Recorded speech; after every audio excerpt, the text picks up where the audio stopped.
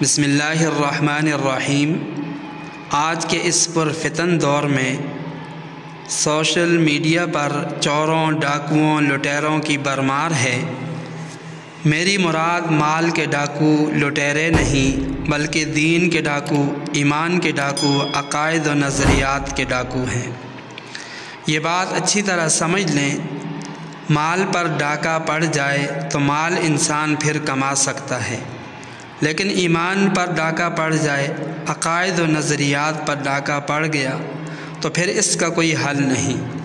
اس لیے social media استعمال کرتے وقت، کسی کی گفتگو سنتے وقت صرف جبہ قبہ نہ دیکھیں بلکہ کسی مستند عالم دین ہی کی بات سنیں، ہر ایرے غیرے کی بات نہ سنیں، ورنہ اپنے دین، ایمان، اپنے عقائد و نظریات کے برباد کرنے کے خود ذمہ دار ہوں گے۔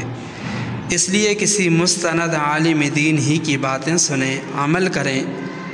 دنیا کے معاملے میں تو ہم دیکھتے ہیں کہ آپ لوگ بڑے سمجھدار ہیں، وہاں تو آپ کسی ماہر ہی کو تلاش کرتے ہیں، وہاں تو آپ اچھی چیز ہی کا انتخاب کرتے ہیں، تو کیا دین ایسا بیکار ہے کہ وہاں کوئی تحقیق نہیں؟